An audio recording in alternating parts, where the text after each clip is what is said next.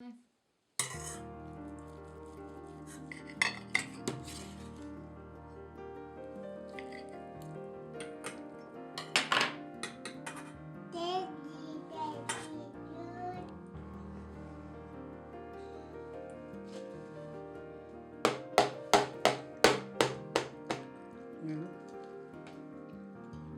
വേണോ? കൊള്ളാവോ? ഇഷ്ടപ്പെട്ട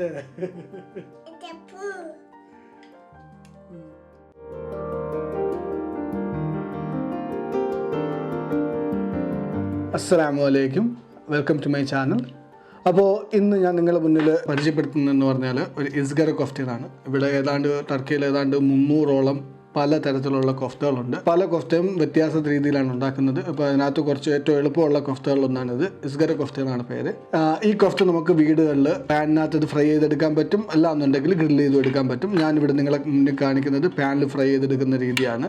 ഈ 300ഓളം കൊഫ്തകളുണ്ടെന്ന് പറഞ്ഞു കഴിഞ്ഞാൽ ഓരോ സ്ഥലങ്ങളുടെ കൊഫ്തയിലും മാറ്റമുണ്ട്. അതായത് ഈ പോത്തിൻ്റെ ഏത് ഭാഗത്തു നിന്നാണ് ഇറച്ചി എടുക്കുന്നത്, ആ ഭാഗത്തെ ഇറച്ചി ടേസ്റ്റ് വ്യത്യാസം ഉണ്ടായിരിക്കും. അത് അങ്ങനെ ഒരു വ്യത്യാസമുണ്ട്. രണ്ടാമത് പോത്തിൻ്റെ ഇറച്ചിയും ആട്ടിൻ്റെ ഇറച്ചിയുടെ മിക്സ് ചെയ്തിട്ട് കൊഫ്ത ഉണ്ടാക്കുന്നുണ്ട്, അങ്ങനെയുള്ളതുണ്ട്.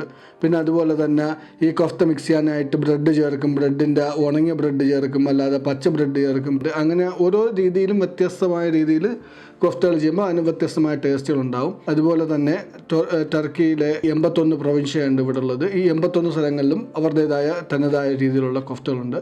ഇസ്ഗര കൊഫ്തയുടെ ചേരുവകളെന്ന് പറഞ്ഞാൽ ഒരു 1/2 കിലോളം മീറ്റാണ്, 1/2 കിലോ മിൻസ്ഡ് മീറ്റാണ്.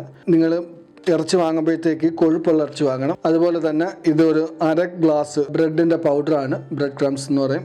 പിന്നെ അടുത്തതെന്ന് പറഞ്ഞാൽ പുൽബിബാറാണ്. എല്ലാ ടർക്കിഷ് ഡിഷിലും പുൽബിബാർ എന്ന് പറയുന്നുണ്ട്. പക്ഷേ എന്താണ് പുൽബിബാർ എന്ന് അറിയണമെന്നുണ്ടെങ്കിൽ ഈ ചില്ലി ഉണ്ടല്ലോ, രണ്ടായിട്ട് കട്ട് ചെയ്തതിന് ശേഷം ഇതിനകത്തു നിന്നുള്ള കുരുവെല്ലാം എടുത്ത് മാറ്റിയതിന് ശേഷം ഇതിനെ ഉണക്കി അതിനെ പിന്നെ ചതച്ചെടുക്കുന്നതാണ് ഏതാണ് ഈ പുൽബിബാർ എന്ന് പറയുന്നത്. പൊടിയല്ല, തരിയായിട്ടുള്ളതാണ് ഈ പുൽബിബാർ എന്ന് പറയുന്നത്. ഇപ്പം ഇത് നാട്ടിൽ നിങ്ങൾക്ക് കിട്ടുന്നുണ്ടെങ്കിൽ നാട്ടിൽ ഇത് വാങ്ങിച്ച് ഉണക്കിയാൽ മതിയാവും. അതുപോലെ തന്നെ പുൽബിബാർ ഇവിടെ എടുത്തേക്കുന്നത് ഞാൻ 1.5 ടേബിൾ സ്പൂൺ പുൽബിബാറാണ് എടുത്തിരിക്കുന്നത് 1/2 കിലോ ഇറച്ചിക്ക്. പിന്നെ ഇത് 1 ടീസ്പൂൺ ക്യൂമിൻ പൗഡറാണ്, 1.5 ടീസ്പൂൺ കുരുമുളക് പൊടിയാണ്, പിന്നെ ഒരു മീഡിയം സൈസ് സവാള. ഇത്രയും സാധനങ്ങളാണ് ഇസ്ഗര കൊഫ്ത ഉണ്ടാക്കാനായിട്ട് ആവശ്യമായിട്ടുള്ളത്. അപ്പോൾ നമ്മൾ ആദ്യമായിട്ട് ചെയ്യുന്നതെന്ന് പറഞ്ഞാൽ ഒരു പാത്രം എടുക്കുക, അതിനകത്ത് നമ്മളുടെ ഈ ബ്രെഡ് ക്രംസ് ഇടുക, അതിൽ കുറച്ച് വെള്ളം ചേർക്കുക, എന്നിട്ട് ഇതിനെ നല്ലപോലെ മിക്സ് ചെയ്യുക.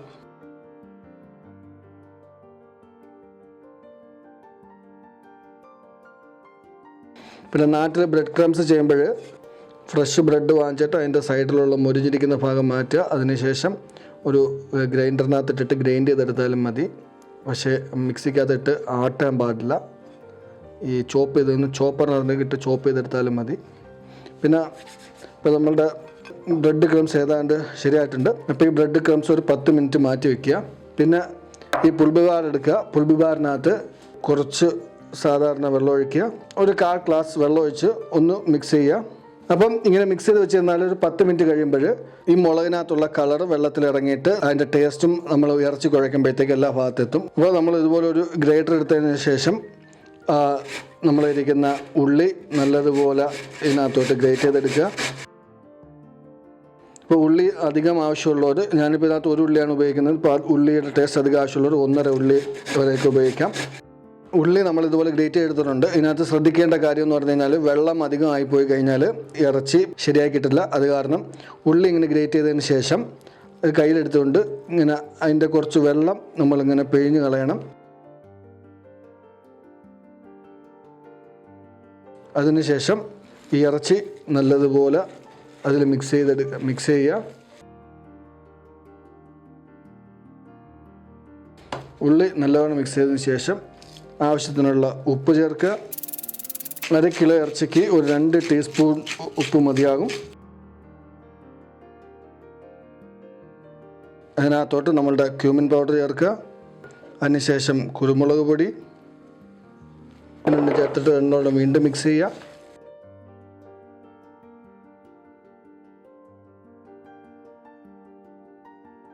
മിക്സ് ചെയ്തതിന് ശേഷം നമ്മൾ ഇതിനകത്തോട്ട് നമ്മൾ തയ്യാറാക്കി വെച്ചിരിക്കുന്ന ഗലറ്റ അതായത് ബ്രെഡ് ക്രംസ് ചേർക്കുക. ബ്രെഡ് ക്രംസ് ചേർത്തതിന് ശേഷം വീണ്ടും നല്ലതുപോലെ മിക്സ് ചെയ്യുക. നമ്മൾ LCHF ഡയറ്റ് ചെയ്യുന്ന സുഹൃത്തുക്കൾക്ക് ബ്രെഡ് ക്രംസ് ചേർക്കാൻ താല്പര്യമില്ല എന്നുണ്ടെങ്കിൽ അതിന് പകരം കടലമാവ് ചേർത്താൽ മതിയാവും.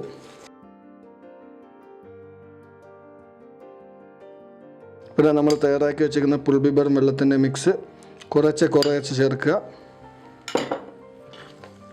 കുറച്ച് ചേർക്കുന്നതെന്ന് പറഞ്ഞാൽ ഇതിനകത്ത് വെള്ളത്തിൻ്റെ കണ്ടൻറ്റ് നമുക്ക് കൺട്രോൾ ചെയ്യാൻ വേണ്ടിയാണ്.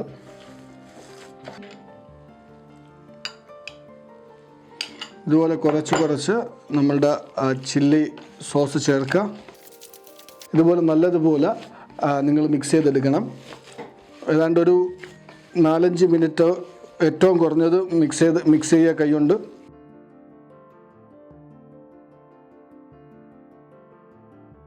ഇസ്ഗര കൊഫ്തയുടെ ഇറച്ചി ഏതാണ്ട് തയ്യാറായി വന്നിട്ടുണ്ട്.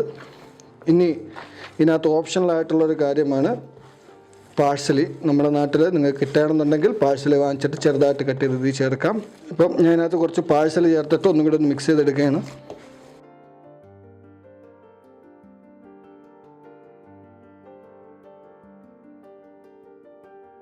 അപ്പം നമ്മൾ ഇസ്ഗര കൊഫ്തയ്ക്കുള്ള ഇറച്ചി റെഡി ആയിട്ടുണ്ട്. അപ്പോൾ അതിനകത്ത് ചെറിയ ബോൾസ് ആക്കുക.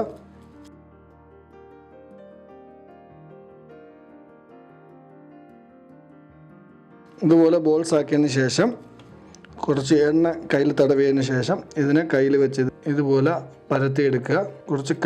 കുറച്ച് രീതിയിൽ, നല്ല കട്ടിയില്ലാതെ ഒരു മീഡിയം കട്ട് രീതിയിൽ പരത്തിയെടുക്കുക. ഇതുപോലെ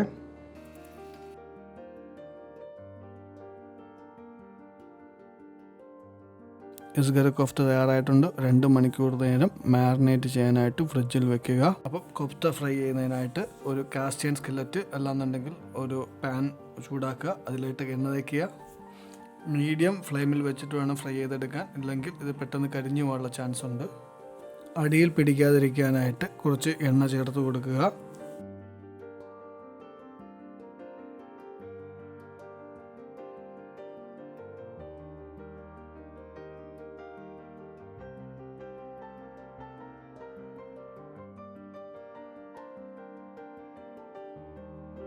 കൊഫ്തയുടെ കൂടെയുള്ള സാലഡിനായിട്ട് ഒരു ഉള്ളി കട്ട് ചെയ്യുക. അതിനുശേഷം ഈ കട്ട് ചെയ്ത ഉള്ളിയെ നല്ലതുപോലെ വാഷ് ചെയ്തെടുക്കണം. പിന്നെ കുറച്ച് പാഴ്സല് കട്ട് ചെയ്ത് ആ ഉള്ളിയിൽ ചേർത്ത് നല്ലതുപോലെ മിക്സ് ചെയ്തെടുക്കുക.